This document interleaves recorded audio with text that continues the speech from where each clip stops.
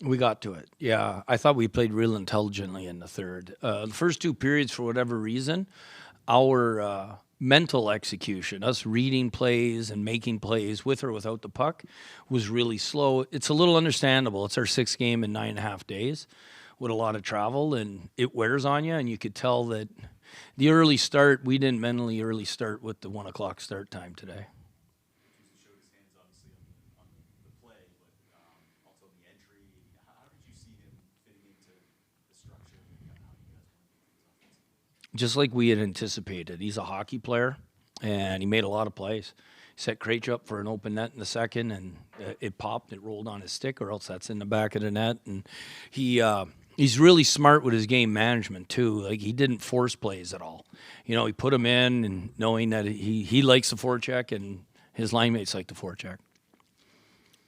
Sense that could be kind of like a real identity line, for lack of a better term.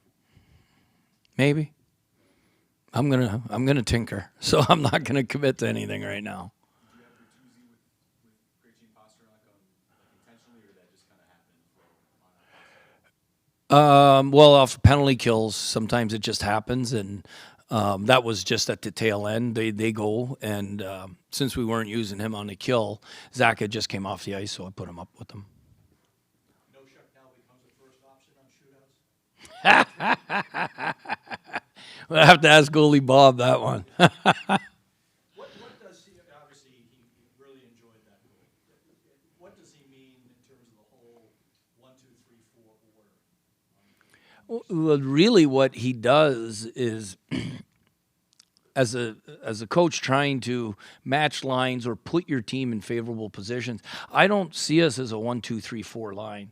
You know, like, he's so good at winning draws. I think he was 80% going into the third, and I think he won everyone in the third. So it allows us to hold Bergeron and Krejci lines for offensive situations, and allows me to use him on that dot and Charlie Coyle on the other one for defensive situations if need be. But Charlie Coyle's line was probably our best offensive line today, so I was giving them some zone starts because they were playing so well.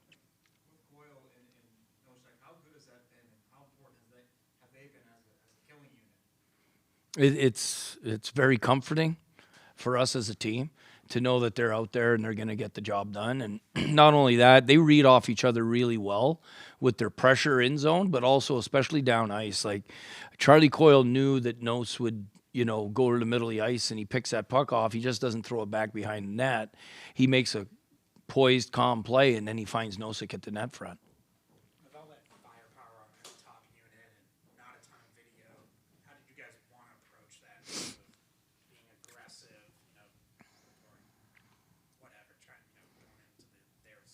Yeah, we didn't have a lot of footage. We had one game, right? But we saw where they were going to put Kane. And, Joe Sacco does a great job with our penalty kill. It's first in the league because he does a great job with details, and we use a lot of players. So it's a combination of, we got a lot of good penalty killers, and we have a real good plan in place by Coach Sacco.